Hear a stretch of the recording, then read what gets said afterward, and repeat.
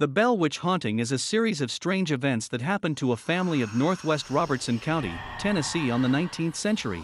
According to witnesses, the family was allegedly tormented by the spirit of a witch for several years. There were reports of poltergeist activity, voices, ghostly apparitions, strange noises, and other supernatural occurrences. Were the Bells victims of a malicious entity? Or were they just faking the haunting for attention?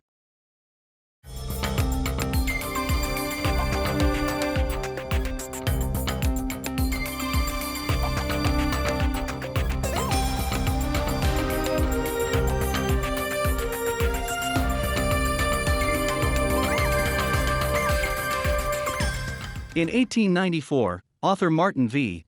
Ingram published a book titled Authenticated History of the Bell Witch.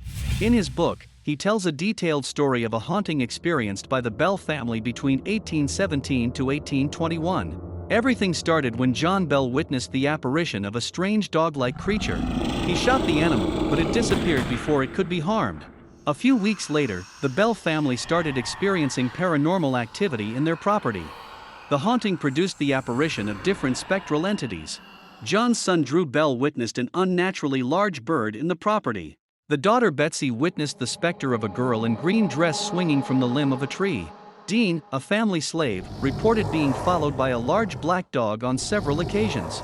Poltergeist activity was reported in the Bell household in the form of knocking, heard along the door and walls, sounds of invisible dogs fighting, and chains being dragged along the floor.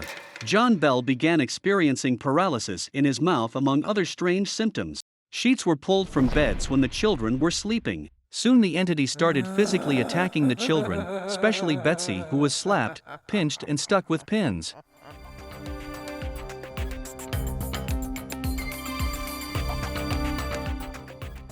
In modern times, some skeptics have regarded Ingram's efforts as a work of historical fiction or fraud. Some experts have suggested that Betsy Bell used ventriloquism to produce the witch's voice. Joe Nickel has written that many of those who knew Betsy suspected her of fraud, and the Bell Witch story sounds suspiciously like an example of the poltergeist faking syndrome in which someone, typically a child, causes the mischief. Brian Dunning wrote that vague stories indicate that there was a witch in the area. All the significant facts of the story have been falsified, and the others come from a source of dubious credibility.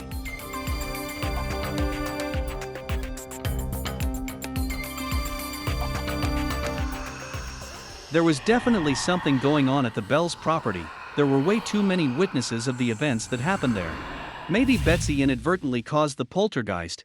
There is a belief that poltergeist-type phenomena can be caused by children going through puberty. But there's also the slight possibility that it was all product of mass hysteria and paranoia.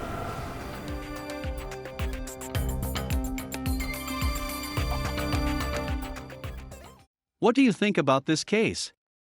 Do you believe the Bell family was the victim of a vengeful witch?